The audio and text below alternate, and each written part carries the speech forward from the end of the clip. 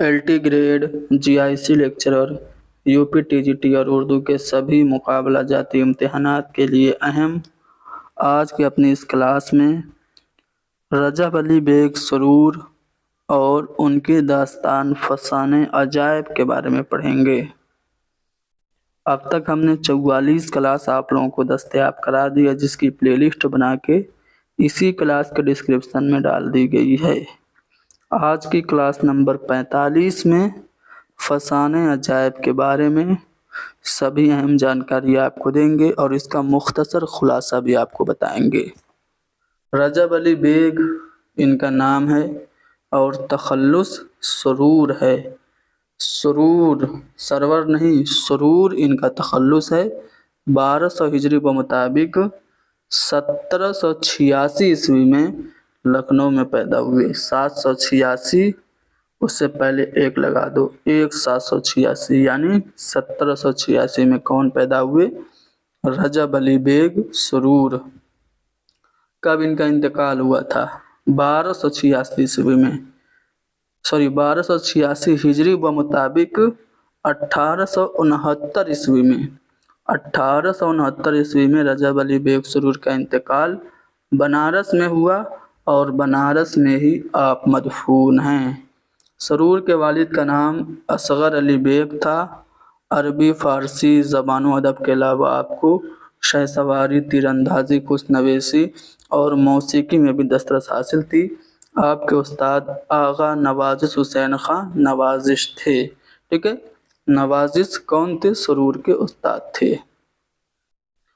अवध के नवाब गाज़ीउद्दीन हैदर ने एक कत्ल के इल्ज़ाम में रजब अली बेग सुरूर को लखनऊ से जिला वतन कर दिया था और लखनऊ छोड़ के ये कहाँ गए?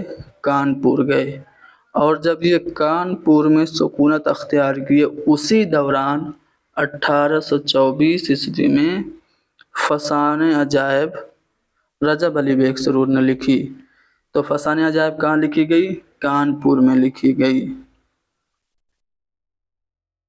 नसीरुद्दीन हैदर गाज़ीउद्दीन हैदर के साहबजादे थे। उन्होंने सुरूर का कसूर माफ़ किया और लखनऊ आने की इजाज़त दे दी। फिर रजब अली बेग सुरूर को वाजिद अली शाह ने 50 रुपया माहाना पर अपने दरबारी शुरा में शामिल कर लिया। 1859 ईस्वी में ये बनारस गए थे लखनऊ छोड़ के और फिर 1869 ईस्वी में इनका इंतकाल हुआ। सुरूर के गालिब के साथ दोस्ताना ताल्लुकात थे। मिर्ज़ा गालिब के ये दोस्त थे और मिर्ज़ा गालिब ने सुरूर की एक किताब जिसका नाम है गुलज़ार सुरूर, इसकी तकरीज़ भी लिखी थी। ये पॉइंट यूपीटीटी में पूछा जा चुका है। तो रजब अली बेग सुरूर की किस किताब पर मिर्ज़ा गालिब ने तकरीज़ लिखी? गुलज़ार सुरूर पर। सुरूर नस्र के एतबार से दबिस्तान लखनऊ के बानी हैं। अब इनकी तसानीफ़ बहुत सारी हैं। फसाने अजायब के बारे में तो तफसील से हम पढ़ेंगे ही। फसाने अजायब के अलावा शगुफ़े मोहब्बत इनकी एक अहम किताब है, 1856 ईस्वी में शाये हुई।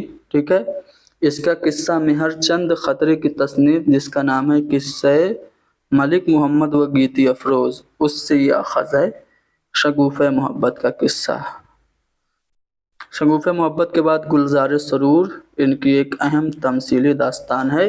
ठीक है, सुरूर ने बनारस में वहाँ के राजा महाराजा ईशरी प्रसाद नारायण सिंह की हिदायत पर मुल्ला मोहम्मद रज़ी तबरेज़ी की फ़ारसी तसनीफ़ हदायकुल उश्शाक का तर्जुमा करके गुलज़ार सुरूर नाम रखा था।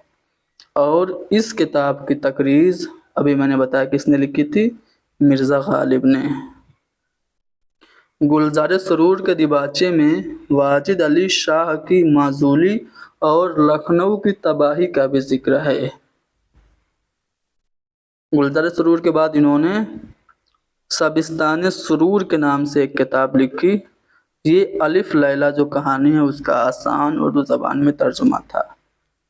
इसके अलावा शिरारे इश्क भी एक मुख्तसर किस्सा रजब अली बेग सुरूर ने लिखा। फसाने इबरत 1856 ईस्वी में लखनऊ के आखिरी 4 नवाबों के हालात कलमबंद हैं। फसाने इबरत में 1856 ईस्वी में ये किताब लिखी गई। सुरूर सुल्तानी रजब अली बेग सुरूर की आखिरी तसनीफ है।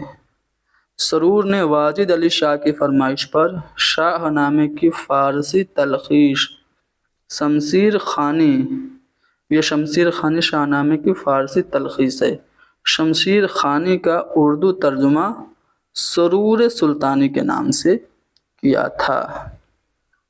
इंशाए सुरूर ये रजब अली बेग सुरूर के मकातीब यानी खतूत का मजमुआ है।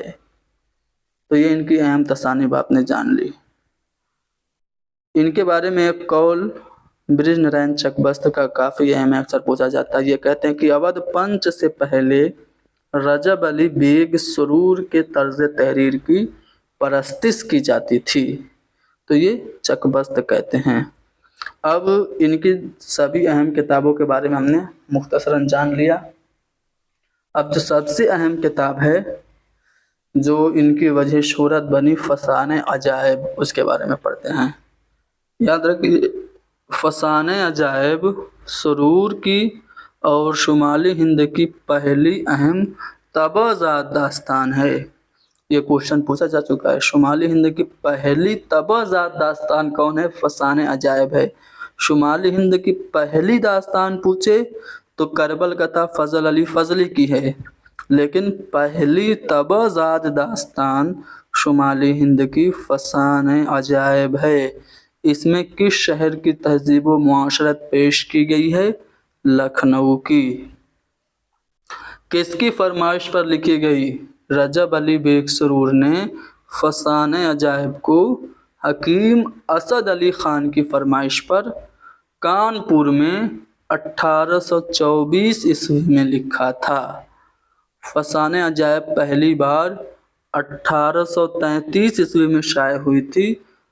1843 ईस्वी, ठीक है, 1843 ईस्वी में पहली बार, 1843 ईस्वी व मुताबिक 1259 ईस्वी में पहली बार ये शाये हुई और दूसरी बार 1263 हिजरी में ये शाये हुई। 1259 हिजरी में पहली बार और 1263 हिजरी में दूसरी बार। सुरूर ने फसाने अजायब को लिखते वक्त गुलशन नौबहार, बहार दानिश, पद्मावत, दास्तान अमीर हमज़ा और शेरुल बयान से इस्तेफ़ादा किया है।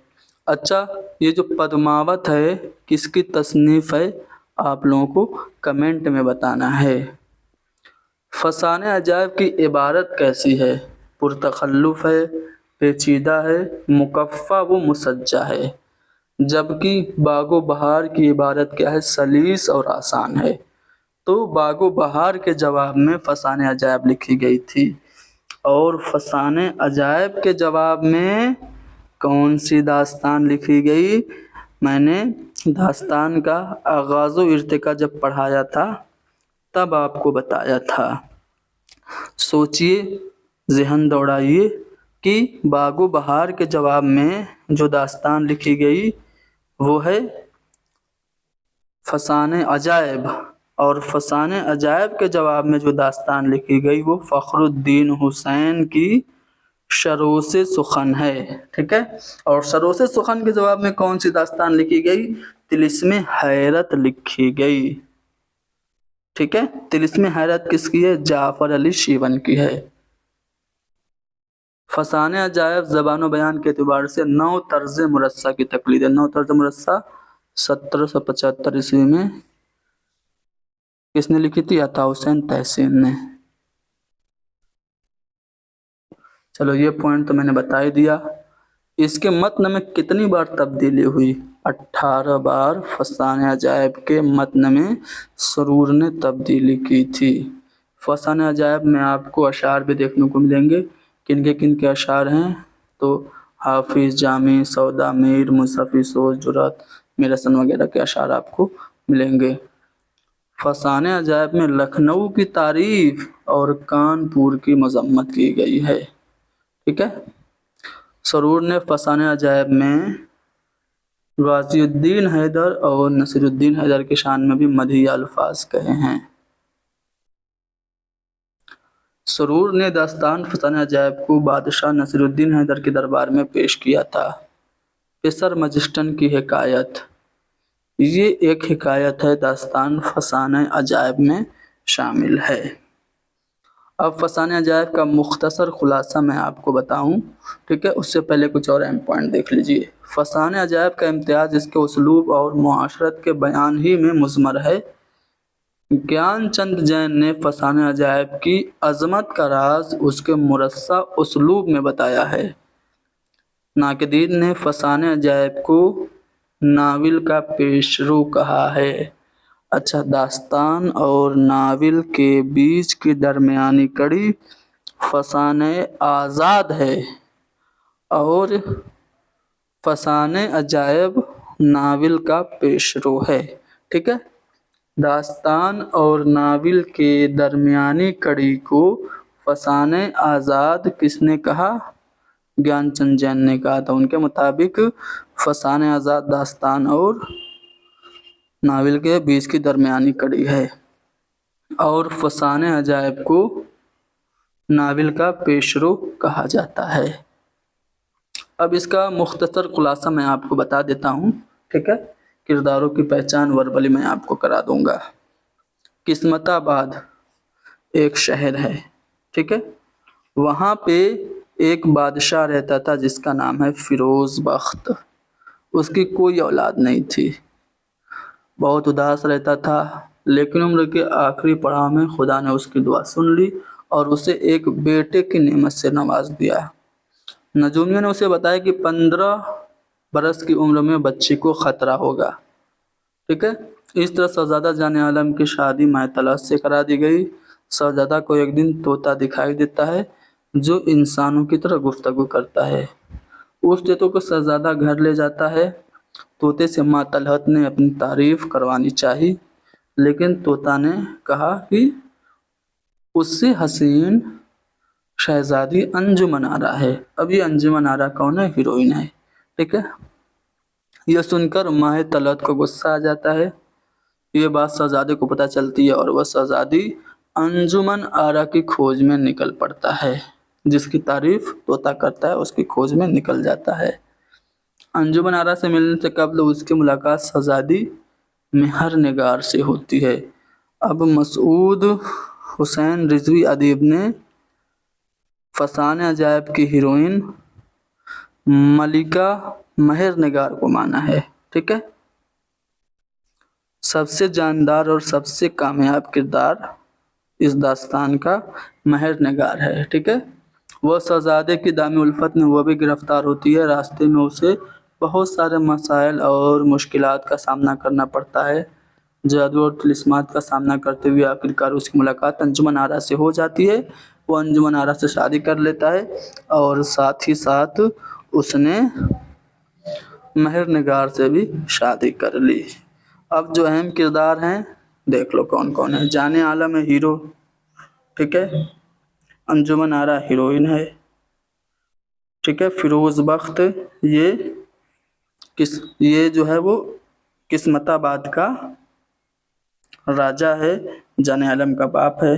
ماہ طلعت یہ جان عالم کی پہلی بیوی ہے، ٹھیک ہے۔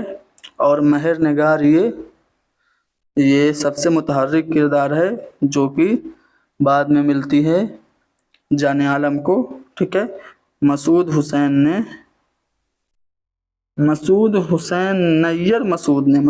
رضوی ادیب نے نہیں۔ دیکھو ایک کوشچن میں نے جو بولا تھا سمجھایا تھا اس کو کریکٹن کر لو کہ نیر مسعود نے مہر نگار کو ہیروئن قرار دیا ہے، مسعود حسین رضوی ادیب نے نہیں، ٹھیک ہے۔ اس کے علاوہ جو کردار ہیں، شہپال جادوگر کا کردار ہے، دل آرام کا کردار ہے، پیسر مجسٹن کا کردار ہے، نشاط افزا کا کردار ہے، یہ سب کردار ہیں، ٹھیک ہے۔ تو یہ ہم نے داستان فسانہ عجائب کے بارے میں آپ کو جانکاری دے دی۔ امید ہے کہ یہ کلاس آپ لوگوں کے لیے فائدہ مند ثابت ہوگی۔ کلاس کو لائک کیجئے، شیئر کیجئے، حیدری اسٹڈی پوائنٹ کو ضرور سبسکرائب کیجئے۔